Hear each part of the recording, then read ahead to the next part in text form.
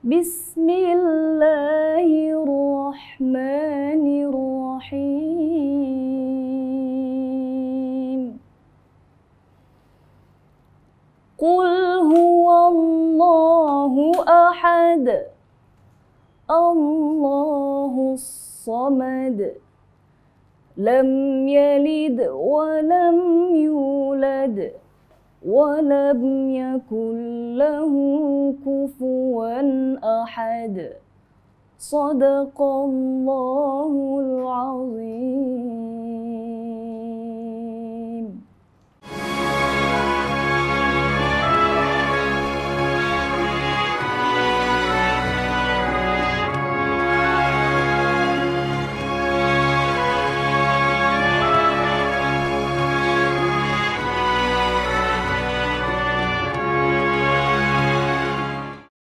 Assalamualaikum warahmatullahi wabarakatuh.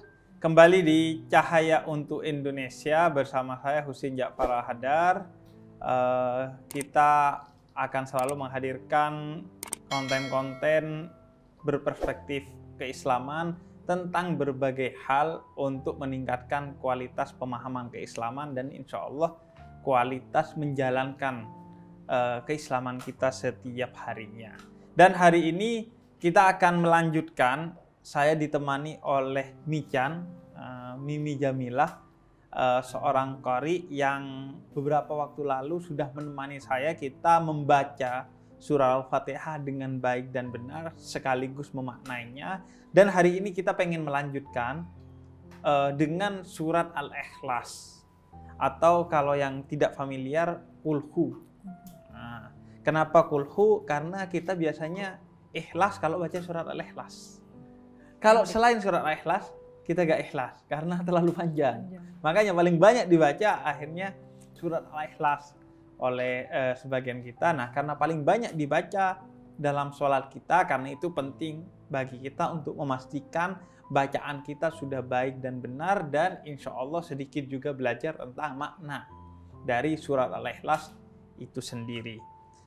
Michan, apa kabar? Alhamdulillah baik. Alhamdulillah. Habib gimana? Sehat? Alhamdulillah sehat. Kita mau ngaji surat Al-Ikhlas. Insyaallah. Nah, sebelumnya saya mau jelaskan tentang asbabun nuzul dulu. Asbabun nuzul dari surat Al-Ikhlas ini sendiri. Surat Al-Ikhlas ini adalah surat ke-19 kalau dari segi turunnya. Dia masih golongan surat Makkiyah, surat Makkah yang turun di Makkah di era awal Nabi. Dan salah satu ciri utama surat-surat Makkiyah itu adalah dia berbicara tentang nilai-nilai tauhid. Jadi dasarnya dulu dibenahin nih dari orang Islam dulu, imannya dikokohkan sebelum kemudian ayat-ayat Madaniyah berbicara tentang hukum. Oh, umat Islam itu wajib begini, umat Islam itu nggak boleh begitu.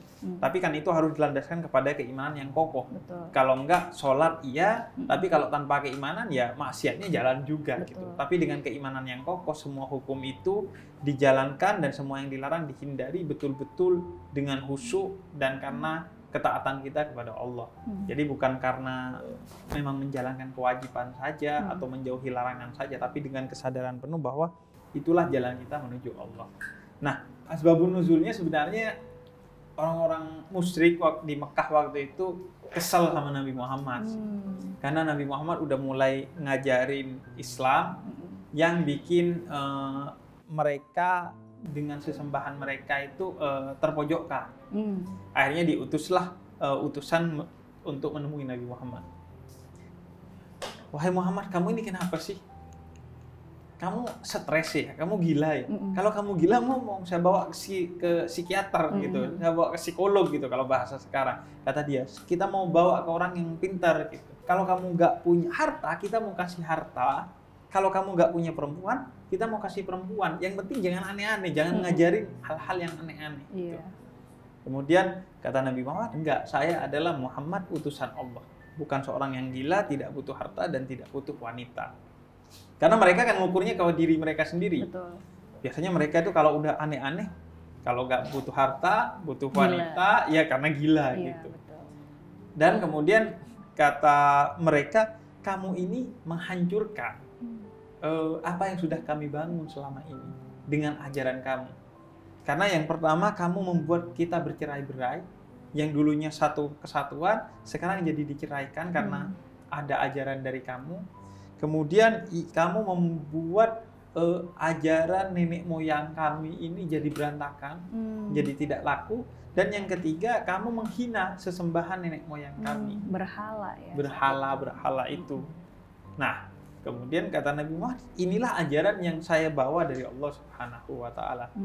Dan akhirnya si utusan ini pulang, dan kemudian diutus lagi kepada Nabi Muhammad, ditanya, ya udah terus maunya kamu nih apa? Barulah kemudian malaikat Jibril turun menjelaskan tentang keimanan kepada Allah Subhanahu wa Ta'ala dalam bentuk satu surat, yaitu surat Al-Ikhlas ini sendiri. Dan itu dari sana sebenarnya kita punya 3 pelajaran penting paling tidak. Pertama adalah tidak seharusnya perbedaan pendapat di antara kita dijadikan alasan untuk berpecah belah. Nah, tradisinya orang musyrik kalau berbeda jadi perpecahan. Perbedaan sesuatu yang biasa saja, seharusnya kita terima dengan lapang dada, dengan hati yang luas dan pikiran yang terbuka. Kemudian yang kedua, jangan beriman berlandaskan warisan. Mereka tuh kan imannya dari nenek moyangnya. Nenek moyang, betul. Nah, begitu juga kita sebagai orang Islam, jangan modalnya cuma karena ayah saya Islam, kakek saya Islam, ya sudah saya Islam. Tapi nggak mau belajar agama Nggak mau Islam. belajar. Nah, karena itu kita juga harus belajar tentang agama ini. Betul. Seperti yang akan kita lakukan pada episode kali ini. Dan yang ketiga, jangan dianggap orang yang berbeda itu melecehkan kita. Jadi jangan kita tersinggung.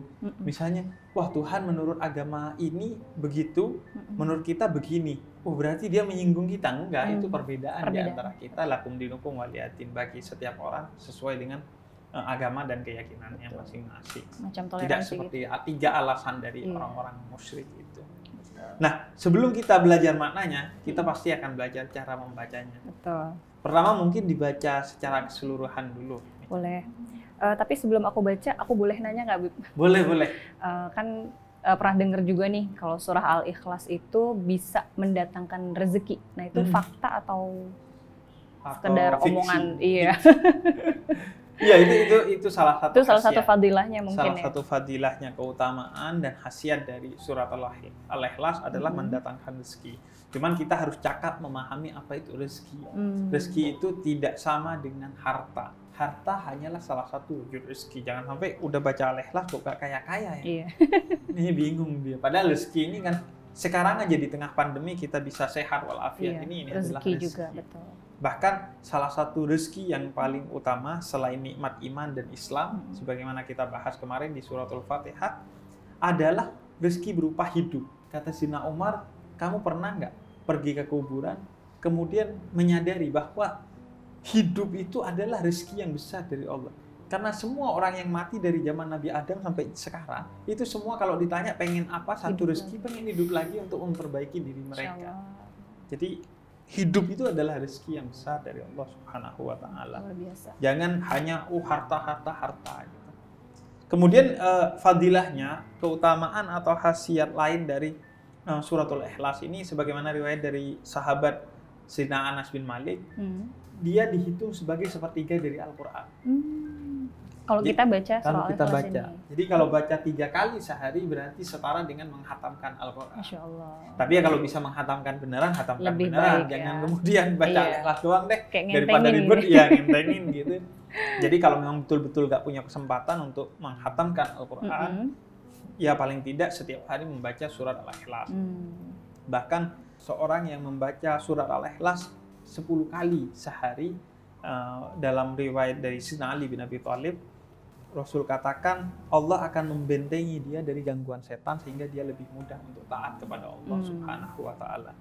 Bahkan di riwayat lain ada seorang yang setiap hari membaca 1000 surat Al-Ikhlas. Sehari 1000 surat Al-Ikhlas, dan ketika dia wafat, dia ini masih tersandung hutang. Kemudian ketika Nabi nanya ke para sahabatnya, dia masih tersandung hutang, Jibril turun kepada Nabi Muhammad. Wahai Nabi, ketahuilah bahwa orang itu sudah tidak memiliki hutang. Karena Jibril sudah menyamar jadi manusia dan membayarkan hutang orang itu karena dia selalu membaca surah Al-Ikhlas 1000 kali sehari. Masya Allah. Jadi ini jadi penolong ya. Jadi penolong kita. Betul. Jadi luar penolong biasa. kita bukan hanya di dunia tadi dengan rezeki, tapi di akhirat jadi rezeki juga Betul. bagi kita. Jadi utang kita yang ketinggalan dibayarkan. dan dibayar, lain Masya Allah. sebagainya. Jadi rezekinya dalam wujud yang lain ya. Dalam berbagai wujud dan betul. baik di dunia maupun di Di akhirat. akhirat, luar biasa. Itu yang terpenting ya, Bib ya. Itu yang terpenting. Masya Allah. Oke, sekarang mungkin kita baca ya. Iya, siap. A'udzu billahi minasy syaithanir rajim. Bismillahirrahmanirrahim. Qul huwallahu ahad. Allahus samad. Lam yalid wa lam yulad wa lam yakul lahu kufuwan ahad. Shadaqallahul azim. Sadaqallahul azim. Nah, ini kayaknya iramanya berbeda dengan irama yang Al-Fatihah kemarin ya. Iya, betul, beda. Nah, kalau yang ini irama apa? Ini namanya nahawan. Nahwa. Ya, nahawan. Kalau nahawan itu dia cirinya lebih syahdu, lebih apa ya? Lebih, kalau sedih apa sih istilahnya tuh? Mellow. Mellow. Lebih mellow, lebih syahdu, lebih mellow gitu. Kalau yang kemarin itu saya baca ros. Kalau ros tuh lebih, itu ros. betul, ros itu sering dibacain sama Imam Masjidil Haram Abdurrahman Asy-Syudais. Nah, beliau sering baca lagu ros, makanya bacanya tuh semangat gitu beliau. Nah, ciri lagu ros itu semangat. Ya, tegas gitu. Tegas. Kalau ini nahawan itu dia lebih syahdu, lebih mellow gitu. Nadanya tuh kayak. Itu ada ininya nggak sih? Ada kayak, oh kalau irama ini lebih ke surat-surat ini gitu, ada nggak? Oh, bisa. Jadi memang menyesuaikan kayak apa namanya, kalau ayat-ayat yang berita gembira itu pakai iramanya ros. Tapi kalau ayatnya sedih, kemudian peringatan, itu bisa menggunakan lagu sika. Ada lagi namanya lagu sika. Iya, peringatan kayak misalnya ayat-ayat yang azab, kemudian peringatan-peringatan nanti di Yaumil Qiyamah, hari pembalasan, itu bisa menggunakan lagu sika. Tapi kalau lagu yang syahdu-syahdu seperti ini bisa disesuaikan, kayak ini kan surah Al-Ikhlas isinya tentang tauhid yang tadi Habib jelaskan. Nah, itu bisa menggunakan lagu nahawan biar kita lebih menjiwai lagi makna dari surah Al-Ikhlas itu. Oke. Jadi, nah kita mau belajar dengan praktek langsung ayat per ayat sekaligus nanti saya jelaskan maknanya. Siap. Ayat pertama. Mungkin kesalahannya dulu ya, Bib ya. Iya. Kita jelasin itu ya. Ya memang biasanya di mana? Biasanya itu kalau di surah Al-Ikhlas ini dia kan banyak qalqalahnya, kayak di ujung-ujungnya itu kan banyak huruf dalnya ya. Qul huwallahu ahad, Allahus samad, lam yalid wa lam yulad wa lam yakul lahu kufuwan ahad. Yang mana huruf dal itu adalah salah satu huruf qalqalah. Jadi kalau dia ada di ujung ayat yang harusnya mati, maka dibacanya harus dipantul gitu. Tapi mantul. Banyak juga, mungkin Habib juga sering dengar bacaan orang yang kalau baca surah Al-Ikhlas ini dia nggak dipantul. Contoh gini, Qul huwallahu ahad, Allahus samad. Nah, itu nggak dipantul, kemudian dalnya itu jadi terganti dengan huruf ta, kayak Allahus samad. Nah, itu kan dimatikan dengan ta tanwin berarti. Iya, ta tanwin, tapi tidak dipantul gitu, nggak ada pantulan. Harusnya kan dipantul huruf dal gitu. Mungkin juga perlu dijelaskan huruf qalqalah. Huruf qalqalah, nah betul. Jadi huruf qalqalah itu kalau kita singkat di Indonesia biasanya dikenal dengan baju di toko. Ada huruf ba, jim, dal, to, sama kof. Nah, baju di toko. Baju di toko. Ba, jim, dal, to, sama kof.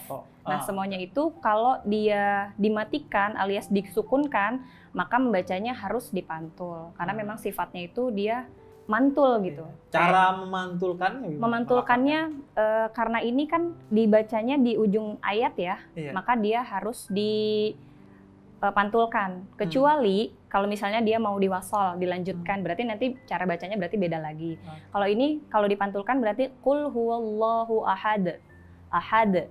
Nah, seperti itu. Ahad, jadi lepas, di pantulnya itu lepas, kecuali dia ada tasydid baru ditahan. Begitu. Karena ini nggak ada tasydid, jadi langsung dipantul. Qul huwallahu ahad. Nah, seperti itu. Itu namanya qalqalah. Kemudian ada juga yang mungkin membacanya itu kulnya, qaf, tertukar dengan huruf kaf. Ya, bukannya kul tapi kul.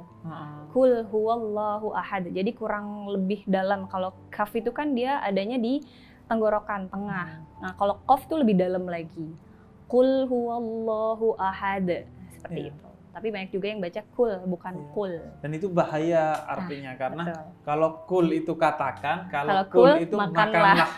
Jadi, atau yang sering juga salah, kolbun dengan kalbun. Nah, kolbun itu hati, kalbun itu anjing. Iya. Bedanya jauh banget gitu. Hanya karena perbedaan huruf yang mungkin secara huruf kita bayangannya di sini qaf, tapi pelafalannya tapi kaf gitu. Kaf, betul. Nah, itu makanya pentingnya belajar tajwid, karena memang ketika membaca Al-Qur'an yang disorot itu bukan lagunya, bukan suaranya, tapi tajwidnya gitu. Walaupun kita ikut musabaqah di ranah internasional, pasti yang dilihat adalah tajwidnya. Makanya kenapa banyak pemenang di ranah internasional itu adalah orang Indonesia, karena mereka menilai bahwa orang Indonesia itu tajwidnya lebih bagus daripada orang Arab itu sendiri gitu. Jadi memang kalau di Indonesia tajwidnya lebih dirapihin lagi. Gitu. Mican sendiri ikut itu lomba-lomba seperti itu? Alhamdulillah ikut. Saya kapan? 2012-2013 itu ikut MTQ di Ambon, MTQ nasional. MTQ nasional di Ambon. Di Ambon. Itu 2012, 2012, setelah 2013. Setelah itu masih ikut lagi, tapi belum sampai ke sana lagi. Sekarang belum masih sampai ke MTQ nasional. Iya. Tertinggi MTQ nasional di Ambon. Di Ambon. Kalau yang saya ikuti. Kalau di luar negeri belum, tapi pernah ikut MTQ antar bangsa. Jadi yang ikut itu dari Bangladesh, Filipina, negara-negara di Asia yang ikut. Tapi memang belum rezeki ya. Iya. Untuk mengasah mental gitu, memotivasi. Dan yang terpenting adalah pahalanya sebenarnya. Betul. Kan? Itu hanya motivasi aja bagi kita untuk semakin semangat belajar lagi. Al-Qur'an. Kalau dari segi pemaknaan, sebenarnya secara keseluruhan surat Al-Ikhlas ini adalah mengkritisi, karena Al-Ikhlas itu kan artinya memurnikan. Khalas itu artinya murni, ikhlas itu memurnikan. Maka surat Al-Ikhlas ini memurnikan segala sifat-sifat dan sematan-sematan yang diberikan oleh orang musyrik kepada sesembahan mereka, kepada Tuhan-Tuhan mereka. Jadi orang musyrik itu punya berbagai sematan, bayangan, sifat yang disematkan kepada sesembahan-sembahannya. Nah, melalui ayat surat ini, Allah memurnikan semua itu dari Tuhannya Nabi Muhammad SAW, yaitu Allah Subhanahu wa Ta'ala. Karena kan Rabbun itu jauh sebelum Nabi Muhammad sudah ada Tuhan-Tuhan atau sesembahan-sesembahan yang kita biasa sebut sebagai berhala. Nah, di ayat pertama ini Allah disucikan oleh firman-Nya melalui Nabi Muhammad dari segala sesuatu yang dipermisalkan dengan dia, bahwa dia satu, esa. Jadi katakan wahai Nabi Muhammad bahwa Tuhan itu esa, yaitu Allah Subhanahu wa Ta'ala. Dan ini adalah surat yang pertama kali turun yang menyebut kata Allah sebagai Tuhannya Nabi Muhammad SAW. Di 18 surat sebelumnya itu gak disebut sebagai Allah. Misalnya ayat pertama yang turun, Iqra bismi rabbikal ladzi khalaq. Iya, Rabbun disebutnya Tuhan. Karena di 18 ayat sebelumnya itu menjelaskan bahwa Nabi Muhammad itu mempunyai Tuhan yang berbeda dengan Tuhan-Tuhan yang disembah oleh orang-orang musyrik. Nah, siapa dia di ayat ini diperkenalkan? Mereka kan dari awal mereka punya Tuhan, Nabi Muhammad juga memperkenalkan dengan nama Tuhan dulu. Nggak langsung Allah. Kalau langsung Allah disangkanya Allah ini sama dengan Tuhan-Tuhan mereka. Makanya Robbun. Akhirnya mereka penasaran, Tuhanmu ini siapa sih? Ini adalah surat pertama yang menjelaskan bahwa Tuhannya Nabi Muhammad adalah Allah Subhanahu wa Ta'ala. Makanya di sini Kul huwallah. Dia ini yang dulu saya jelaskan, kata Nabi Muhammad, bahwa saya harus memulai segala sesuatu dengan nama Allah, bahwa segala sesuatu menjadi ada karena Allah, dan semua itu namanya Allah Subhanahu wa Ta'ala. Sekaligus di surat ini mulai nih dibersihkan dari semua anasir-anasir kemusyrikan. Yang pertama adalah ahad. Ahad berbeda dengan wahid. Wahid itu satu, ahad ini esa. Perbedaannya adalah kalau wahid satu, itu bisa jadi ada dua. Bisa jadi ada tiga. Ada lagi. Bisa jadi ada empat dan seterusnya. Meskipun enggak, Allah itu satu. Iya, tapi kan bisa jadi di bayangan kita, oh bisa dua. Meskipun tidak ada duanya, tapi bisa jadi bayangan kita membayangkan Allah itu ada dua. Membayangkan Allah itu bisa ada dua, atau ada duanya, itu saja tidak boleh. Meskipun tidak betul-betul kita meyakini. Makanya tidak wahid di sini disebutnya, tapi ahad.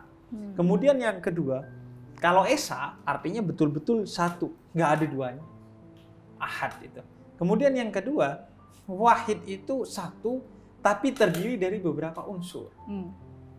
Misalnya Al-Quran ini satu, wahid, tapi terdiri dari beberapa unsur. Di Al-Quran ini ada kertas, di Al-Quran ini ada tinta. Di Al-Quran ini ada unsur plastiknya di sampulnya, dan lain sebagainya. Meskipun satu Al-Quran, tapi terdiri dari berbagai unsur.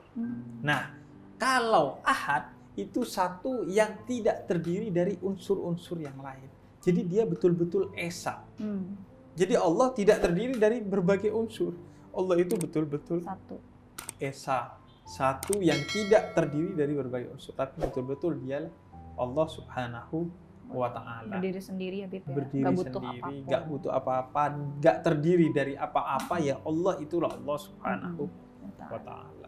Jadi itu makna surat Al-Ikhlas ayat pertama.